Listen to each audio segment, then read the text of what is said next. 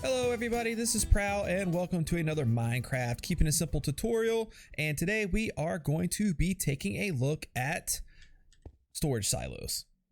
And we are here in my truly bedrock SMP world right now, where I play on with a bunch of other people and I have a series on. Check that out. And we are looking at a storage silo that I've recently built and have not finished decorating yet, as you can see. But we have a pretty large silo system here. What are these guys good for? Well, they're good for bulk storage of items. They are mostly aesthetic, not really. They don't have extra function over a regular sorter, basically, but it lets you know how many of items you have in the system. So you can see here, like I know that this chest right here is my last full one. I can look at here. I got some in here, but it's not full yet. And then once I get some item frames in here, I'll item frame all these guys up to let me know more easily what is in them. We got dirt here. I think this one's gravel. This one should be sand. This one's like diorite and that kind of thing.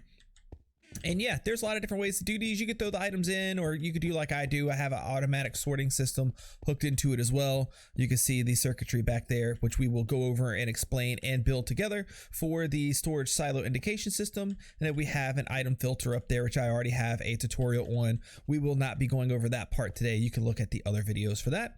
And then I have an item input, which we use an item elevator. Again, I have a video on that as well. I'll try to remember to link these in the description as well as on screen for you guys right now. And you can see as I throw items in here, like say this granite, some cobblestone, some stone, and then some other junk that'll just kind of filter through and go to the like junk boxes. You're going to see it'll go through the system. It goes up the item elevator, it sorts through, and then these lights over here should start blinking in just a moment. Once those pieces of granite get this far, we'll see these guys trigger off. And there they go. It is flashing kind of randomly. That's just the way it works. And then the items are filling into the chests here. And that's enough of playing around with this thing on Truly Bedrock. Let's actually jump into a test world and show you guys actually how to put this thing together, because I'm sure you'd probably like to know that, right? Yep, let's go. All right, so we have all of our materials we're going to need on my hotbar right here to get this thing going. And the footprint of how this thing's going to be laid out is you'll have some type of pillaring block to kind of mask everything, make it look good. You'll have a redstone lamp, you'll have a double chest, and then you'll have your other pillar type block right there. And then you'll build that all the way up however high that you want to go. So we're not going to do this one super tall. Let's do 5. We'll do 5, and let's bring these guys up here. Now, redstone lamps are fun little things because anytime it gets any kind of redstone signal at all, it turns on. So I can put, let's get a switch, okay? So I can say take the switch and power this block right here. Turns that guy on. I could put a piece of redstone right here, turn this switch on. Oh, it turned 2 of them on. Why did it do that? It's because this redstone dust is actually directly powering this. So that means this has full power that's called hard power. And then it will also power blocks around it. So like you can see, I put another one right here. It's powering all those. There's a way to hard power and soft power blocks. So if I back this all up one, put this guy here, put this guy here, and then put this block right here like this, now it's being soft powered. This block is being directly powered by this redstone, and it is then sending power to everything beside it. It won't power anything else. Whereas we were doing the same thing we were doing to that by having it run directly in like that. So that's going to be important because we need to pay attention to what we do as we work this up here in just a moment.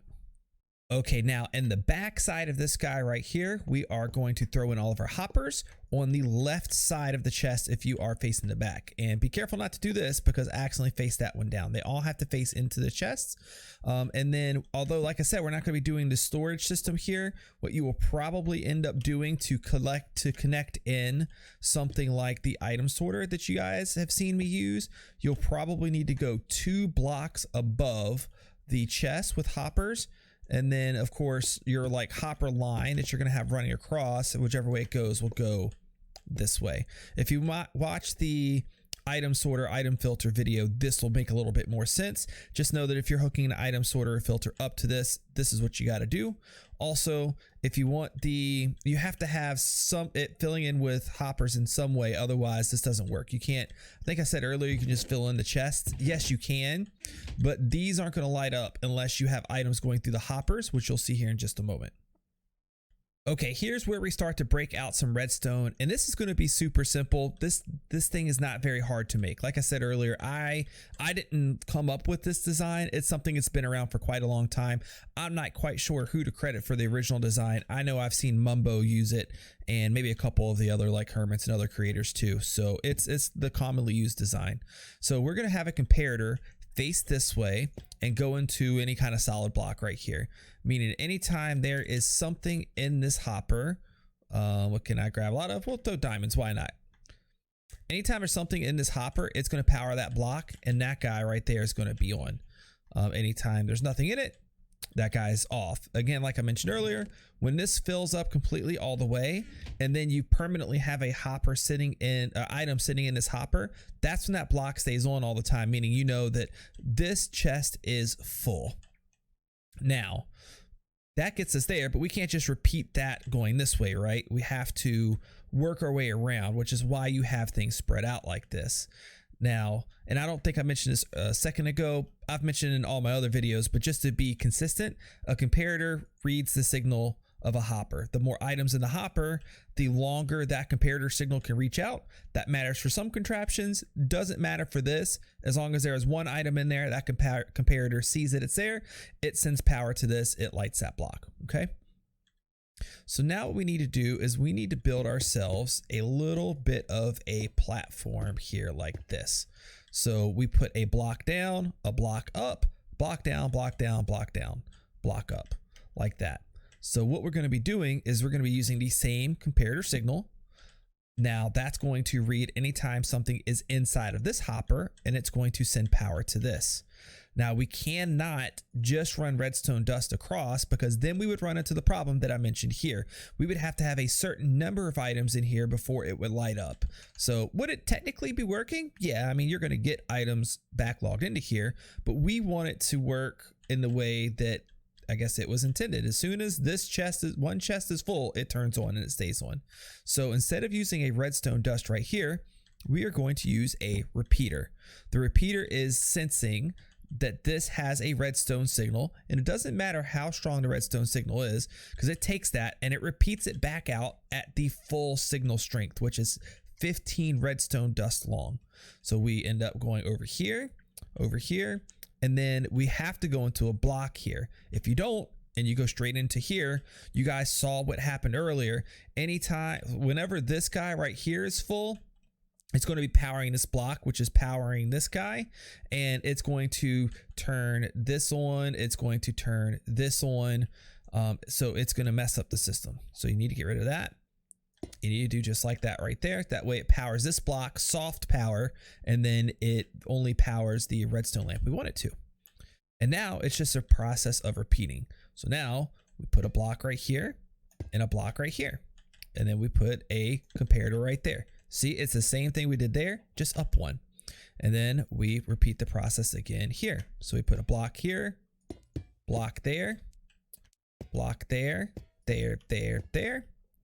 We pull out the comparator, powering that, repeater coming out, redstone dust, bam, just like that. And then one more time, put a block right here, a block right here, a comparator right there, just like that.